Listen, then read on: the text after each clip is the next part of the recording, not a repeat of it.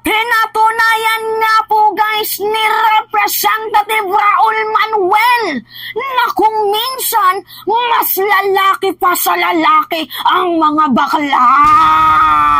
Talaga nga naman, nanggigigil si Mima. Paano kasi guys? Etong si Paulo Duterte, talaga nga namang ni-knock out ni Raul Manuel kung nag-sparring sila sa boxing. Kasi mantakin nyo guys, si Raul Manuel, 'di ba, alam nyo naman na medyo girly. Pero sa gitna po guys, sa likod po guys, sa harap po guys, tagiliran man yan, basta sa kanyang pagmumuka na pinapakita niya na siya ay medyo girly. Pero guys, siya po yung merong maituturing na bayag. Meron po siyang yagbols. Meron pong tapang. Hindi natatakot. Hindi po katulad dito kila Paulo. Diba? Na pinapakita nilang image sa mamamayang Pilipino na matatapang kuno sila, na dapat katakutan. Diba? Yan kasi yung image nila na matapang daw sila. Pero despite sa kanilang katapangang pinapakita sa harap ng social media at sa harap ng sambayanang Pilipino, wala pala silang yagballs, guys. Mga takot, mga tuta ng China. So ngayon nga, guys, ito yung balita. Ito ang balitang Rated K. Pinagpawisan si Mima. Kasi bagong ligo ako, guys.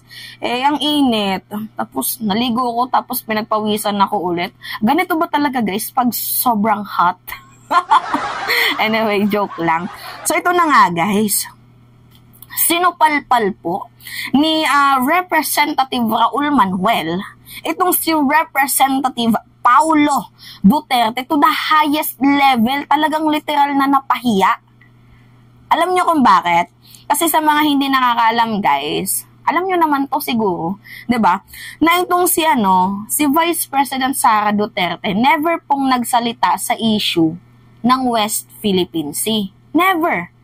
'Di ba? Kahit isang beses, never po natin siyang narinig or nagpahayag ng pagkukundina or galit, feelings sa nangyayaring ginagawang pambubuli ng China sa West Philippine Sea, sa ating mga kapwa Pilipino. Guys, kasi itong si Sara Duterte, sabi nga ng kanyang mga defenders, hindi naman daw po sakop ng pagiging vice president ang international issue. Yan po yung sinasabi nila. Pero, meron tayong nakuhang ebidensya na itong si Vice President Sara Duterte, 2 beses na nagsalita sa international issue. Una guys, yung sa Russia and Ukraine war, nagsalita siya. 'Di ba? International issue din 'yon. Pangalawa, sa Israel-Hamas war, nagsalita din siya.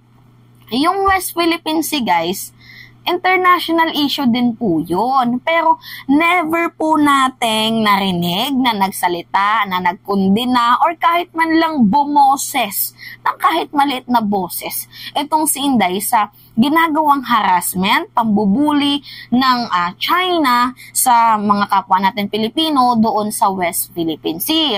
Recently nga, 'di ba, yung winater cannon tayo, yung mga nagre-resupply papuntang BRP Sierra Madre, and yung helicopter na dangerous maneuvers, if I'm not mistaken, na 50 meters long lang, talagang tangayin na sila ng hangin, 'di ba? Kasi nga napakadelikado ng ginawa ng China sa pambubuli nila sa bansang Pilipinas. So ngayon guys, dahil nga syempre nagkakaroon ng backlash at mga negative comments itong si Inday, nandito si kapatid to the rescue. Diba? To the rescue. O dapat ganito, Amy, yung ginagawa mo, no? Diba? Pinapagtanggol mo yung kapatid mo. Diba? Laban sa mga masasamang ehemplo, mga masasamang elemento at mga masasamang espiritu. Hindi yung ikaw yung pasimuno, pasimba-simba ka pang gaga ka, tapos Diyos ko po, ayoko na lang mag-sound. So ngayon guys, nagsalita itong si Paulo Duterte. Ito yung comment niya, basahin natin ha. The question on the action of Chinese vessels in the West Philippine Sea should be directed to the Chief Architect of Foreign Policy. which is yung chief architect natin ng foreign policy, is si President Marcos. So, the Secretary of the National Defense and the Secretary of the Foreign Affairs. So, yun po dapat yung mga magsasalita. So, it is not the job of the Vice President or the Secretary of the Department of Education to demonize China or any country for that matters. So, yan po guys yung statement ni Representative Paulo Duterte. And kung ako guys yung tatanungin, sabi ko, napaka-obvious na defensive ni Paulo, kasi mantakin mo, 'di ba dati si former Vice President Leni Robredo nagsasalita sa issue ng West Philippine Sea, 'di ba? Kahit hindi siya yung chief architect ng foreign policy, nagsasalita siya sa issue ng West Philippine Sea. I-compare na lang natin si former VP Leni, 'di ba? Nagkukundina siya sa maling ginagawa ng China, sa pagtatago ng balita ni Duterte, 'di ba? Nagkukundina siya sa international issue na 'yan. Pero itong si Inday tahimik. Sabi ko, ang unfair naman, no? 'Di ba? VP ka, dapat sana kung di mo lang din naman kayang ipagtanggol ang ating bayan, you should resign. So ngayon nga, guys, after hours lang din pala to, guys, nung nagsalita itong si Paulo Duterte, nung nakita ni Raul Manuel, nagsalita si Duterte.